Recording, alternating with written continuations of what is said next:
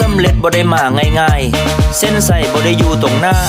จงกาที่จะเดินไปห้ามันความฝันบ่มีวันเป็นจริงทุกสิ่งต้องได้ลงมือทำเงินคำนั้นคือเป้าหมายความตายและเป็นสิ่งเที่ยงแท้อย่าแค่คำคนเย้ยยันจงเฮ็ดมันนะให้ดีที่สุดเพื่อพิสูจน์จะให้โลกได้หู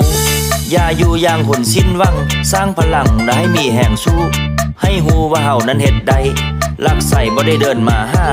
ไปซาดีกว่าบ่ได้ไปหัวใจละมันต้องเข้มแข็ง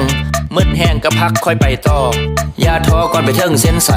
ถ้าตั้งใจจับมือต้องไปเทิงอย่าละเรื่องกับกิเลสตัณหาสินำพาความวิบัติมาให้อย่าใส่ใจคำคนนินทาก้าวข้าให้สม่ำเสมอเยอะปัญหาอย่าได้ท้อถอย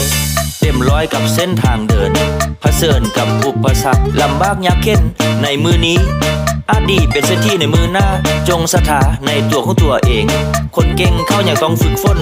คนจนก็มีวันรวยได้ขันบ่ตายจะต้องวาดหวังเดินเส้นทางอย่างมีจุดหมายอย่าเสียดายในสิ่งที่ผิดพลาดเปิดโอกาสล้มแล้วลุกขึ้นใหม่กันใจสู้ให้มันสุดกำลังถ้าจะพังอย่างน้อยก็ได้เฮ็ดความสำเร็จเป็นสิ่งห้อมหวานแต่ว่ามันบ่ได้มาง่ายได้ต้องท้าทายฝ่าฟันปัญหาสิ่งขวางหน้ามันคืออุปสรรคน้อยคนนักที่จะไปเทิงมันเป็นรางวัลของคนเก่งกาวันข้างหน้าให้คนจะลึกไว้ก่อนตัวตายให้โลกได้หูตอนยังอยู่ให้คนก้าวข้ามเป็นตำนานของคนสู้ชีวิตว่าเฮาลิขิตตัวเองเฮาได้เทิงตัวตายให้มีคนสรรเสริญให้เข้าเดินตามหอยก้าวยางเป็นแบบอย่างให้ลูกให้หลานคนขยันบ่มีวันอดตายคนสิบห้าคือคนนอนเพ้อนอนละเมอบ่ลงมือเฮ็ดความสำเร็จต้องเฮ็ดจึงได้ยังบ่ใช่ที่จะลุกขึ้นมาแล้วก้าวข้าออกไปห้ามันมัวนอนฟันจากมือได้สิเป็นจริงอยากทิมทายให้เพื่อนทุกคนเทิงเฮาจนเฮาก็ยังมีมือ